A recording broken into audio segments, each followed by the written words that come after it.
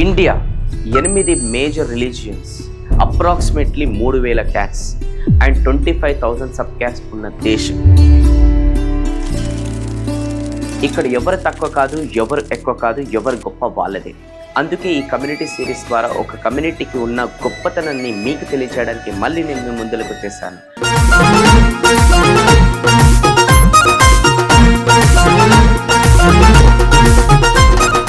ఇంతకుముందు మేము రెడ్డి కమ్యూనిటీస్ పైన అండ్ బంజారా కమ్యూనిటీస్ పైన వీడియోస్ చేసాం. చాలా బాగా రెస్పాన్స్ ఇచ్చారు. Thank you so much.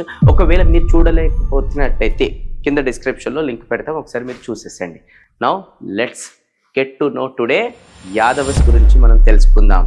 Hello అండి, నేను మీ వేణుకలే, life and business coach. First of all thank you so much for clicking on this video.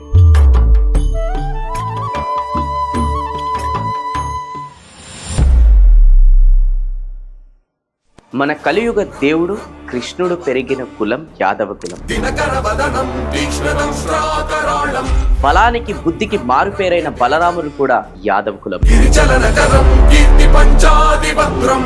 గౌరవ యుద్ధమైన మహాభారతం కురుక్షేత్రంలో ధైర్యంగా పాల్గొన్న వీరులు యాదవ. ఆవలిని పెంచే అంత ప్రేమ వీళ్ళ దగ్గర ఉంది. ఎదురొస్తే యుద్ధం చేసే క్షత్రియ వీరం వీళ్ళ దగ్గర. లోకంలో అతిపెద్ద జాతిలో ఒక జాతి మన యాదవ కులం. యాదవులు ఎవరు, వాళ్ళకున్న స్పెషాలిటీ ఏంటి, యాదవుల గురించి మీరు తెలుసుకోవాల్సిన విషయాలు చాలా ఉన్నాయి. సో ఖచ్చితంగా ఈ వీడియోని ఎండ్ వరకు చూడండి.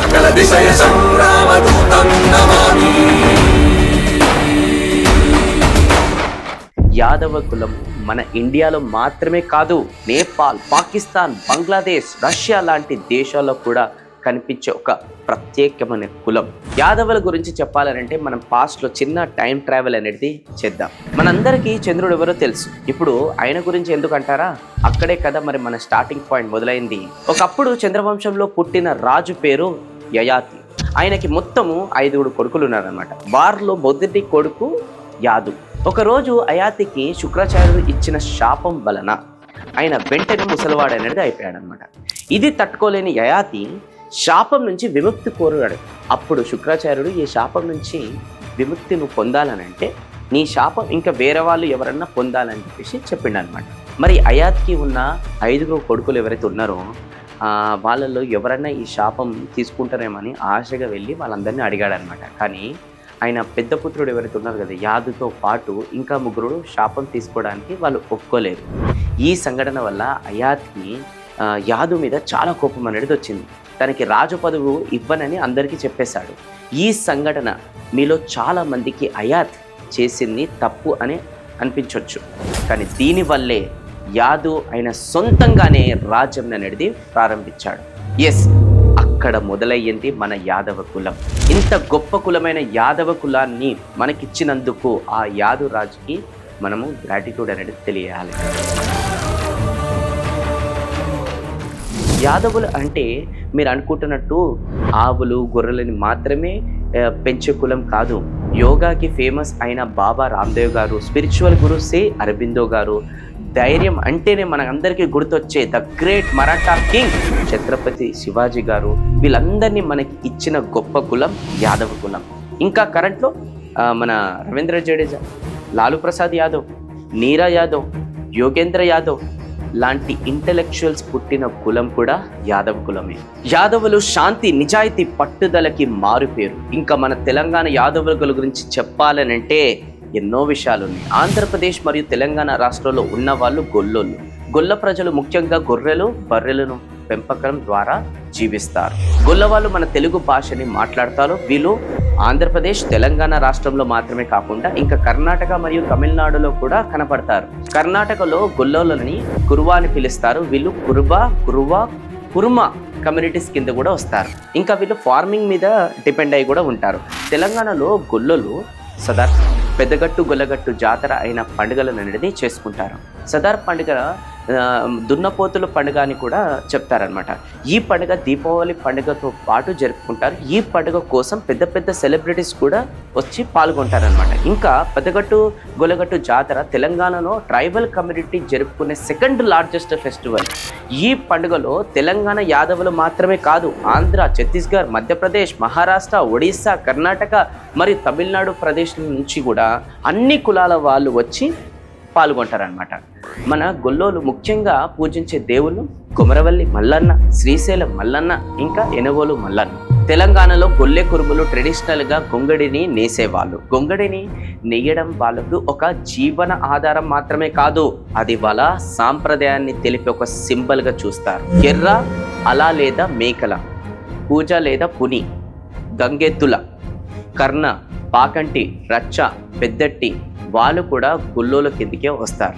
సరే, కొంచెం వెనుకకి వెళ్ళి ఇండియాలో యాదవులకి ఉన్న ఇంపార్టెన్స్ గురించి మాట్లాడుకుందాం. యాదవులు 12th to 13th century time పీరియడ్లో సెంట్రల్ ఇండియాని రూల్ చేశారు.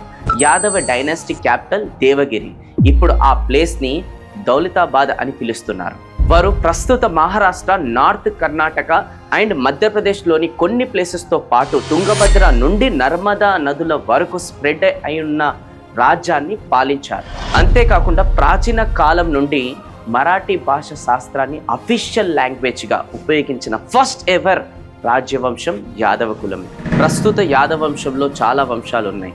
కృష్ణాత్, మంజురాత్, గౌర్స్, ఆయిర్స్, అందవంశీ, గౌలవంశీ, కంగర్స్, గొల్లాస్, బత్రాజూస్ అండ్ కుర్బాస్, కోనార్స్, మనియాని, సద్గోప్స్, ఇంకా యాదవుల సబ్కాస్ట్ చెప్పుకుంటూ పోవచ్చు. అబిరా, అందక, వృష్ణి, సత్వ వంశాలు యాదవ వంశంలో ముఖ్యమైన భాగం. నేను ముందు చెప్పినట్టు యాదవ కులం అంటేనే మనకి గుర్తొచ్చేది కృష్ణుడు. కృష్ణుడు అంటే మనకి గుర్తొచ్చేది ఆవులు. అందుకే యాదవ కులము ఎక్కువ ఫార్మింగ్ ఇంకా ఆవుల పెంపకం మీదనే ఆధారపడి ఉంటారు. అందుకే మనకి ఊర్లలో పెరుగు అండ్ పాలు అమ్మేవాళ్ళు ఎక్కువగా ఉండేది కూడా యాదవ కులం నుంచే. దీన్ని బట్టి యాదవులు క్షత్రులు కాదని మనం చెప్పలేము. ఎందుకంటే మహాభారతంలో కృష్ణుడికి పాండవుల కోసం యుద్ధం చేసిన వాళ్ళల్లో ముఖ్యమైన భాగం యాదవులకే చెందుతుంది. యాదవ కులం సాధారణంగా వైష్ణవ సాంప్రదాయాలని అనుసరిస్తారు. వారు శ్రీకృష్ణుని పూజిస్తారు. యాదవులు హిందూ మతంలో క్షత్రియ వర్ణం కిందికి వస్తారు. మరి యాదవుల గురించి ఇంకొన్ని గొప్ప విషయాలు తెలుసుకుందాం. The first president of Nepal Ram Bahar Yadav Yadav కులంకి చెందినవారు. అంతేకాదు ఇండియాకి మ్యాక్సిమం నెంబర్ ఆఫ్ సీఎంస్ని కూడా ఇచ్చిన కులం ఏదైనా ఉందనంటే యాదవ్ కులమే. ద ఫేమస్ ఎల్లోరా కేవ్స్లో జైన్ కేవ్స్ని కట్టిన వారు కూడా యాదవ్ కులం వారే. మనందరికీ తెలిసిన the richest temple in the world Padmanabha Swamy temple Yadava కులం వాళ్ళు కష్టంతో మనకి కట్టి ఇచ్చిన గుడి. తిరుమల తిరుపతి దేవస్థానంలో చోళా యాదవ్ డైనాసిటీ వాళ్ళు కట్టిన గుడి. ఈ గుడికి మేజర్ కాంట్రిబ్యూషన్ చేసింది యాదవ కింగ్ వీర్ నరసింహ దేవ యాదవరాయ అండ్ మన రాజకృష్ణ దేవరాయ.